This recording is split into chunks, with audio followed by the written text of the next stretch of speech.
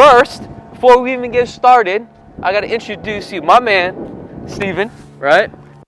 Hello, hello. Real estate agent out here in Las Vegas, and also builder. You're building this beautiful custom home, right? Yep, just built it. I mean, we're on 2.2 acres, and it's my first attempt at building a property. I've done a lot of flips and whatnot, but this is my first custom home. Wait. This is your first build? This is my first one. And you're gonna flip this thing? Oh yeah.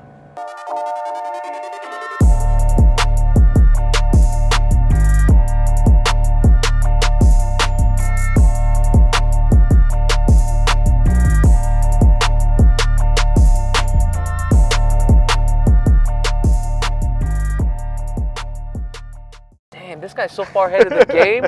I'm so jealous. Do you mind me asking how old you are? I am 34 years old. Bro, that is very impressive.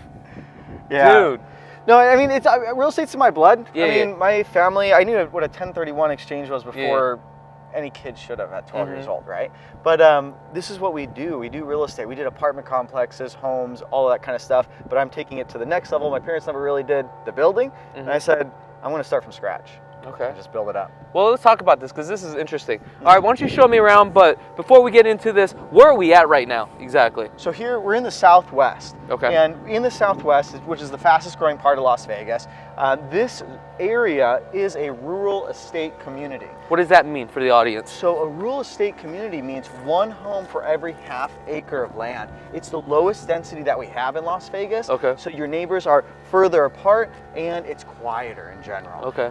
But more specifically, it's an RNP overlay, which is a little bit detailed, but it means rural neighborhood preservation. Means we can't change this zoning without a whole lot of extra things happening from the county. It's made to protect a rural lifestyle. Now, I noticed this lot is a lot bigger than everybody else's lot because this is what, like 2.7 acres or something? 2.27. 2.27. Yeah, okay. So huge lot. This was not eaten up by the developers, right? Okay. So like the other tract home communities, they make the best use of the land, one home every half acre. This one was not eaten up by them, and it's full 2.27, which could do 4 homes on it. Yeah. Right? Yeah. So what did you pay for this? This one, okay, so this, I got an amazing deal on this. Okay. $150,000 is what I paid for this in 2019. Oh, dude, you stole this property. I absolutely stole it. Okay. The only reason I was able to do that is because the wash that I'll show you in back, people thought you couldn't build on this land. I literally would call down to the Clark County and say, hey, this parcel number. And they say, oh, that one? Just walk away now. Yeah. And I was like, oh, okay, I need to look into this a little bit more, right? And then I found out we could build it. Yeah. Yeah. So let me ask you this, because it looks like you have a wall, a retaining wall that goes all the way down here. Yeah. Wouldn't it make more sense to break up the parcel to have 1 acres? You could. To build another one, or are you just going to sell this with 2.2 acres? You're totally right. Yeah, if I want to make the highest and best use of the land, I could chop it up and have 2 acre pieces of land and do that and build another one. But I want to sell this as a compound or an estate. Yeah. So someone who wants to have their huge other RV garage besides this one that's over here, they want to have their barn for their horses or whatnot, that's what I made it for, that person. Okay. Now let's talk about the exterior of this. Who was the designer of this home? So who's the architect? So I don't know his name actually, I forget it offhand, but he is a local guy here in Las Vegas. He's really good at the modern designs, and I wanted to have more modern and warm, because I didn't want it to be sterile modern, if that makes sense. Yeah. So how does this start? So you buy the land, you got the permits to build. Obviously we need some sort of architect, right? Yep. How much does something like that cost? And is this something that they already designed, or you designed it yourself? No, it's fully custom, right? Okay. It really depends. If someone's going out and saying, I want to build a house, they could get someone who already has blueprints, right, together, or start from scratch completely. And that's what I decided to do, because the lot itself is unique, and so I made the house for the lot and for the land, the mountains that are surrounding it for views and whatnot to take. So how much does something like that cost? That's the $1 million question in all reality. The cost can range from anywhere from $20,000 to $100,000, depending on what your architect costs and how long they've been doing it for. For this one, this costs $65,000 just for the planning of the architect, not for any of the other items that come along with that. Okay, so once you get the planning, you got to get that approved from the county. Is that correct? 100%. Okay. Oh yeah. So if that doesn't get approved, then does that come back to the architect? He has to redo that, and is that a part of the whole cost? Exactly. So that's part of the cost, but the county will have so many different changes that they want to do to make sure it conforms to the newest Clark County Section 30 rules and regulations that are updating all the time, right? So if it doesn't conform for whatever reason, your light switches are too far apart, you have to bring them closer. You maybe went too large on your square footage, you have to put in sprinklers, then you have to add that in as well. So as long as your architect knows what they're doing, it should be a smooth process, but with the county, nothing can ever be smooth all the time. All right, I want to go inside. Let's see what's going on. Let's check it out, man. So now let's talk about this. We have you got the land, you got the architect. Now we need a contractor to build the home. Yep. Okay. Did you do all the contracting yourself? I did do it all myself. Oh, really? That's where a lot of my cost savings, and if somebody wants to do it themselves, that's where they're going to get a lot of their cost savings from. If you get a contractor in this market right now, you're looking at 20 to 30% of your cost is what they're going to take from it. So if it's a $2 million build, they're going to be taking possibly $600,000 for their part of organizing everybody and making sure it comes to fruition. So that tells me that you got a contractor's license, obviously. So I do not have a contractor's license. I did this as an owner builder, which means I did all of what a contractor would be, but I do not do it all the time. Like I said, this is my first time doing it. I made this as an owner builder. I don't have to have a license to do that. Oh, interesting. Well, Yeah. look, we just learned something new. Can we turn off that music? Yeah, sure. Wow, that is cool. I didn't know that. See, we're always learning something. And whoa. Take a look at this. Is he turning off the music from his phone? So a lot of the things in this house are just controlled right from here, right? Because Love that's it. what everybody wants. So I can turn off the music, I can turn on the pool, I could turn off, I could tell Alexa to turn off the lights if I wanted to, right? So all that fun stuff. Wow, this is interesting. I'm already loving this home as we come on in. So I want to dive more deep into this. So at this point, you actually did all this yourself. Yes. Okay. How did you go get the manpower? Like, where do you go get all that? So I have other friends, actually, that at this time when I was doing it, two of my other friends decided they were going to build as well. They have large contracting companies here in town. And so I leaned on them a little bit saying, hey, you guys just went through this. Who should I use and what guys should I use, what companies? So I had a lot of help from friends and family to pick the right people. But man, if you're doing it with no experience, you really have to vet people. I got quotes for just doing this slab for of the house. It was anywhere from $50,000 to $250,000. So basically, you had friends to help you through the process, and they told you what to do step by step. Is that correct? Not step by step, but man, they were a really good resource. Okay. Yeah, they were really good. Wow, that's very impressive at the age of 34.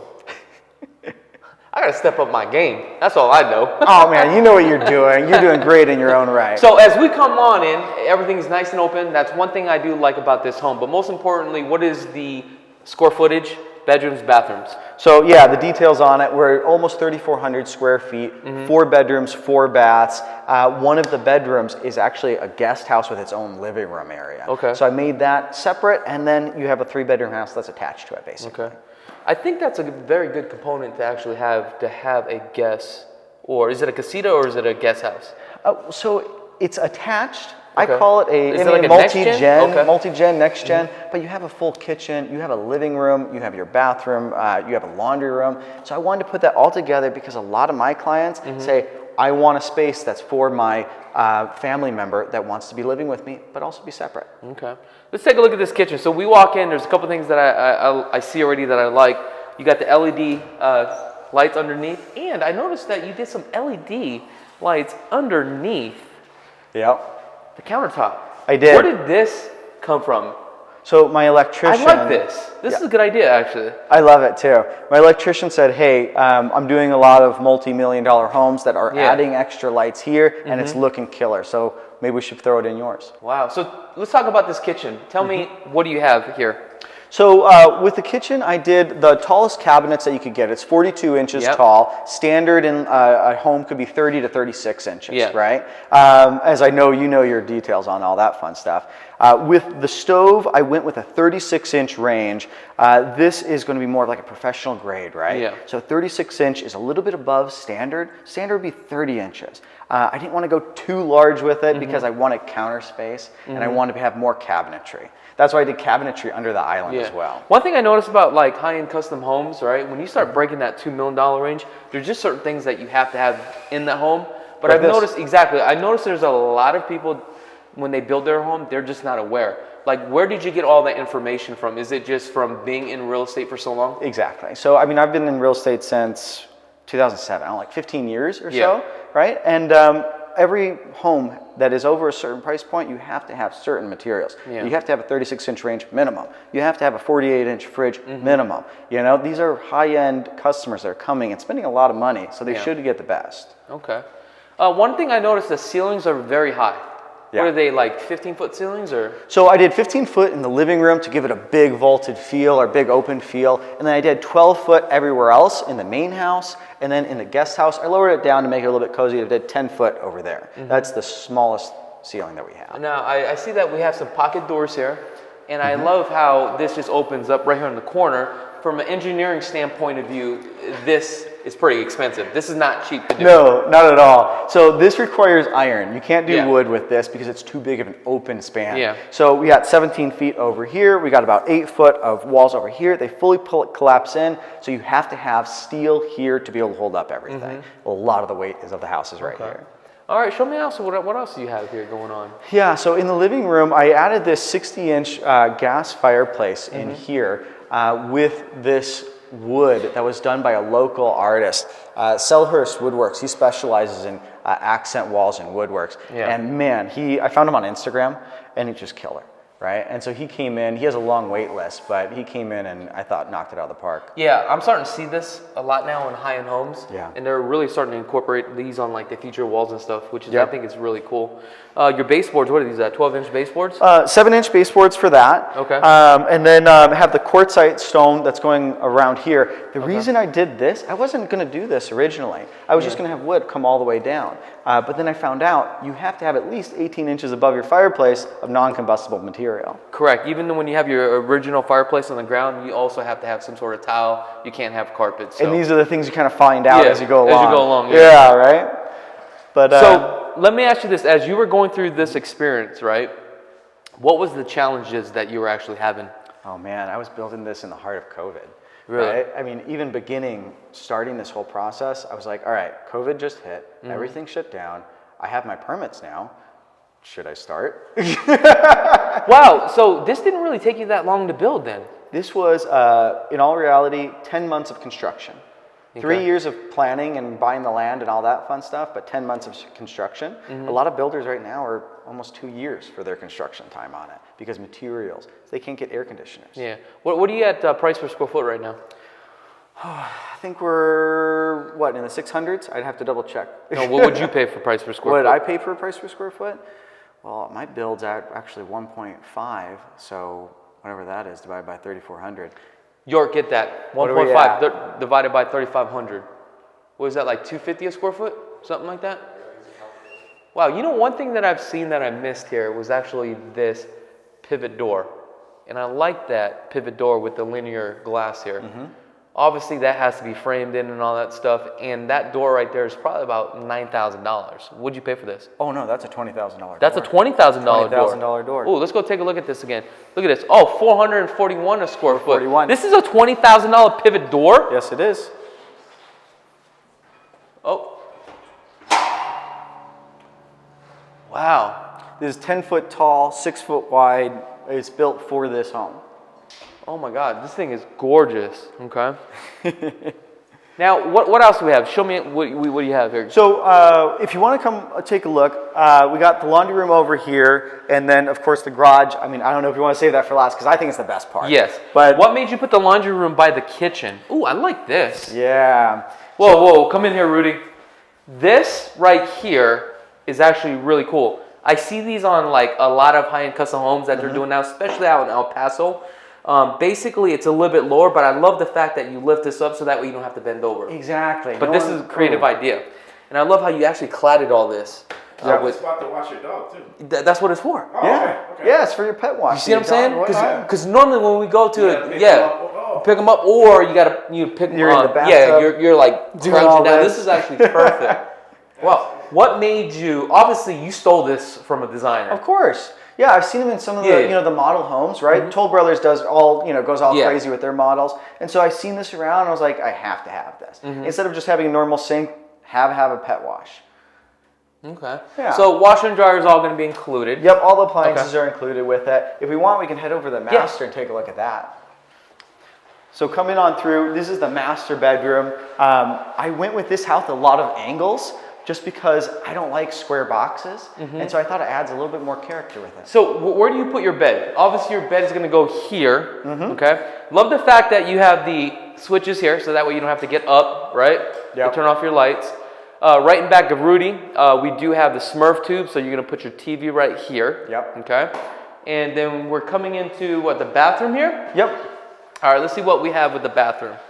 Okay, so as we come in with the bathroom, I've noticed that we have his and hers, and how did we come up with this design concept right here? So I wanted to do a floating tub. I didn't want to do it inset. Yeah. So I like that, and then I have the water coming up from the floor instead of out from the wall or anything else like that. And then, of course, I just wanted to wrap it around with the same tile that went with the shower, and it just thought it would look rich, so I decided to go do it. So as far as like materials, do you try to find like cheaper materials that look high-end when you flip these type of properties? I really don't like to get the cheapest materials that look high-end. I just want to know what feels right for the space. Yeah. Right? Like the flooring, right? This was a polished concrete. I chose this because I felt like it really tied in a modern feel. Not because it was the cheapest. It wasn't. But I could have put a laminate or a carpet in these areas and really cheaped out on it. But I wanted it to feel right. Now, did you have a designer help you through the process? No, I did the whole thing.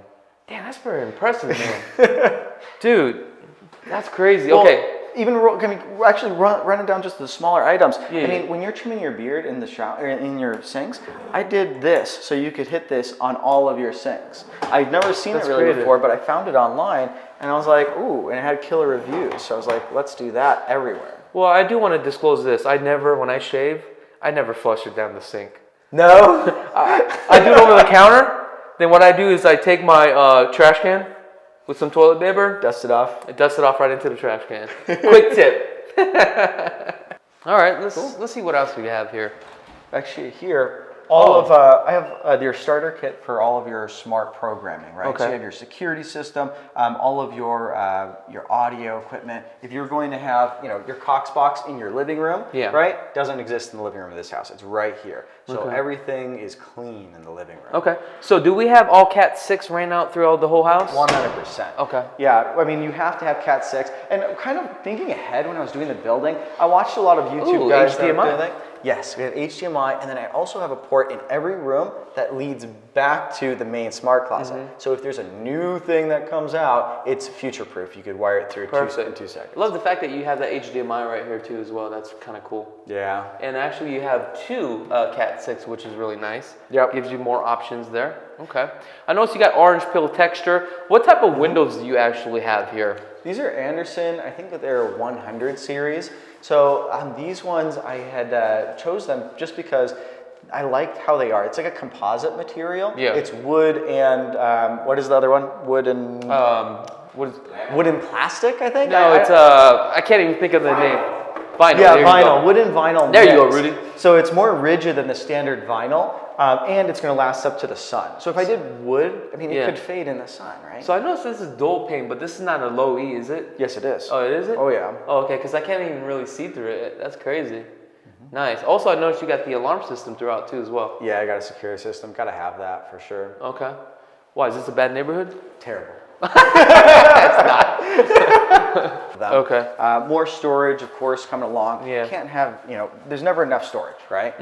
Walk-in closets everywhere. Have to have it because who wants just a linear bar in their room? Got it. Now, what's the average size of these rooms here? So it's going to be 14 by 11 is what these rooms are.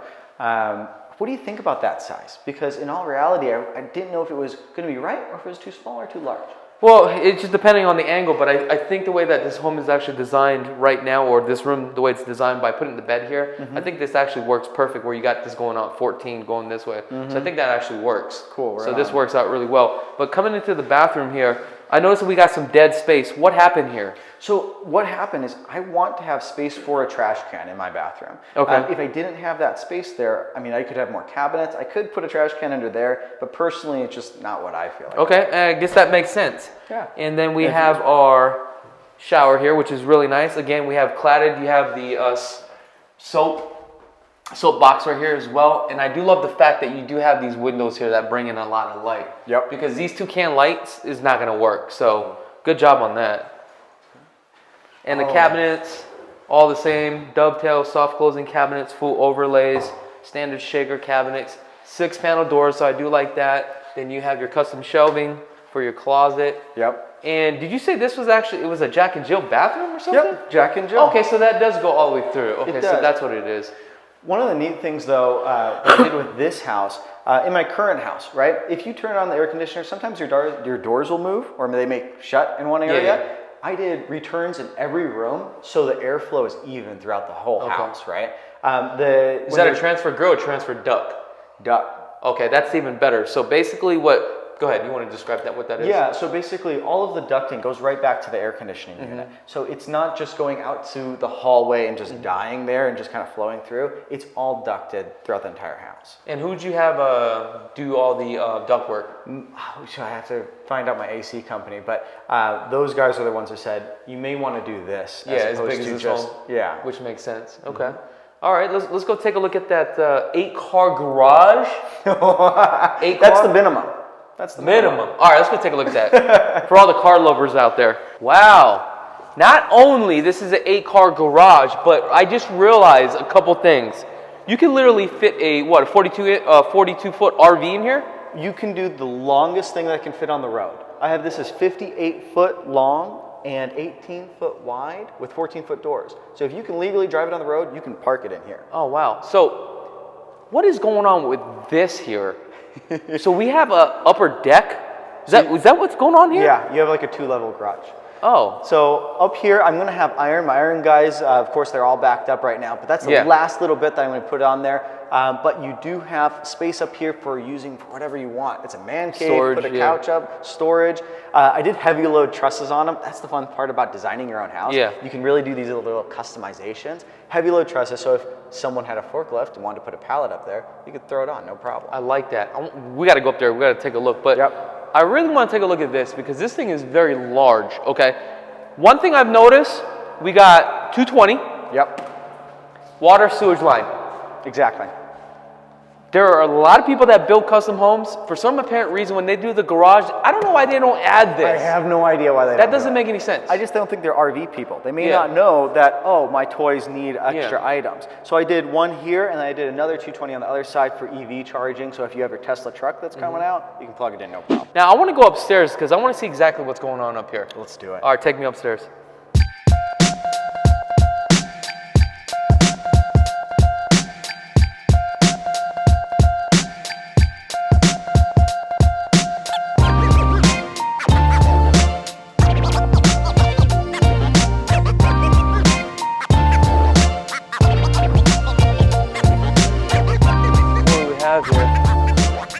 I noticed the roof here, you didn't go with concrete tile. Yep. What made you pick these, forget the name of these. These are shingles. Yeah, shingles. So yeah, asphalt shingles. I chose this one because I liked the color and I liked the look in general of it. Plus, I'm a big do-it-yourselfer, right? I mean, built the house. But I like to be able to walk on my roof without having to worry about breaking any shingles or tiles. It kind of gives you that modern look too as well, especially the design of this home. It's a certain look on it. Yeah, I definitely do like this. Also, I noticed that your eaves are about 2-foot eaves, which is really nice. And it's sprayed with stucco versus, with the wood eaves. I hate wood eaves, man. Yeah. You can't do that. They rot in the sun. Now, one thing I notice with some of these high-end homes, when they do the stucco, they'll do like a 3-tier stucco.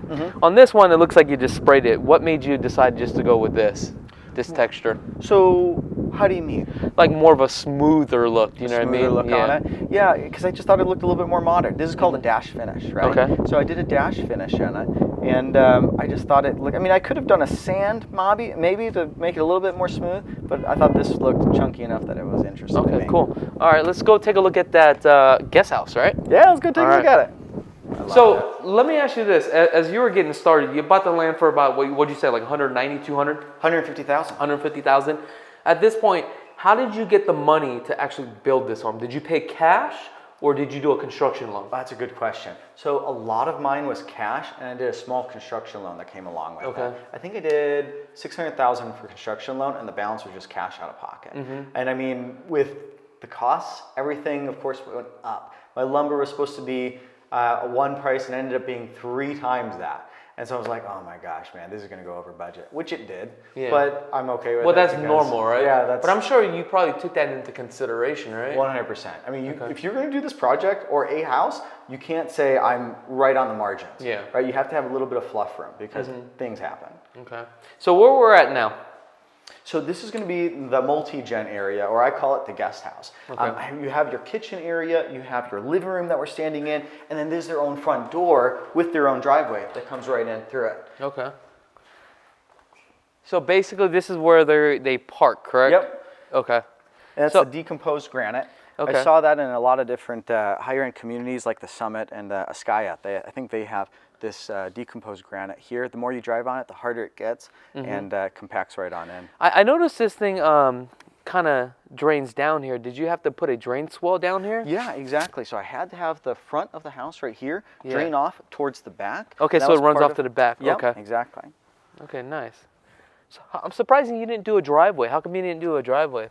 I like this design, so aesthetically I said, let's do that. I could throw concrete in here. That would be no problem. Yeah. But I liked this one. I'm just saying I just didn't want to dirty my tires, that's all. All right, let's go back inside over here. So here's your main living area, but then you have a room here as well. Okay, this is nice. How large is this room? Is this a 10 by 10? Yeah, so this one is actually 10 by 9, so it's a little bit smaller. But being in this, that they have the living room, I thought they could give up a few feet. Okay, nice. But let's go take a look at your backyard. Because you have a huge backyard. So I guess when you're going through the process, you're going to have to constantly make changes, right? Oh, yeah. Okay. Well, actually, one change that I had to make on the fly, this door. I was originally going to go 8 foot tall, 6 foot wide, and then my buddies were like, why would you do an 8 foot tall door with all these tall ceilings? I was like, shoot. So we went to 10 foot. I had a window that was supposed to be here, and I ended up putting in the garage, that long linear window in the garage. Okay, when we walked up? That was that was a last minute change saying, all right, we're doing 10 foot here, and we're doing that door over there. Okay. But let's head out these sliders. Now, this is not your original sliders. These are aluminum slides, I take it, with a 0 threshold. What's the brand on here? So these ones are Bella Vista. Okay. Yeah, and they are 10 foot tall. We have about 24 foot of space, of open area here. Wow, that literally just changes the whole design of this home. It changes everything. You have an outside to inside living, and I mean, some people say that, but they really don't have it, you know? Yeah. This one, I wanted to make sure that you really felt like you were inside and outside. You know what I like about this? You have this overhang here with this this ceiling here, and what's nice about it is the sun, when it sets, at least it's not coming all the way in. Yep. So that's a nice design feature. 1 hour out of the day, you have sun that's coming in like directly into your window. Besides that, you're shade. And this is shaded all the time. Okay. So this is where you're talking about where you wanted that little niche, and this is kind of like the hallway that you walk down. Exactly. And it looks like you already pre-plumbed this for a sink, so you're putting a full barbecue grill here? I'm letting the other person, or the person that buys it, make their decision on it, but it is pre-plumbed for the gas and for the sink as well. So how are you getting that past when you have a gas line here and it's underneath this covered patio here? You know what? I can't tell you what Section 30 says on it, but I know that Clark County approved it. Oh, okay. Just curious. You know, actually, that's a really good point, because I always talk to people on their balconies. Yeah. If it was enclosed balcony, I was like, oh, we can't do that. Yeah, it would have to be pushed off to the side. I must not be telling them the right information when I say I don't know. I'm just curious. Well, I'm learning. So I noticed that we got some lights out here, which is you have a lot of can lighting out here. I've never seen so much can lighting out here. Why did you put all these lights out here? So I'm a fan of lights, right? Yeah. And at night, this lights up like awesome. Okay, so pool. Looks like you started a pool. Yep. What's going on with this? So actually, this is going to be finished most likely this weekend. Actually, Okay. in the next few days, we're going to be plastering and doing a blue and black quartz finish on it. So Nice. it's going to make it look like the sky, a little bit darker than the sky. Is this going to be a saltwater pool? Of or? course. Okay. Oh yeah. What's the difference between salt and chlorine? So chlorine is going to be I think it's more abrasive to me. The salt feels a little bit more natural. It's kind of like the ocean, right? Salt water in the ocean is just a little bit better than the sterile chlorine that kills everything. And is it a little bit more harder to maintain for salt versus chlorine? You know what? I don't know. I'm not sure on that. Okay. I just know a lot of people have preferred it for my clients. And then on this deck area, we got about 1,600 square feet of deck. I did travertine as opposed to any other Why materials. did you do travertine with this kind of climate? So I did travertine specifically because of the climate. At 120 degrees, your feet and your hands will never be burned on here. It's the coolest natural stone possible. You see that? Travertine on the deck. Doesn't burn your feet.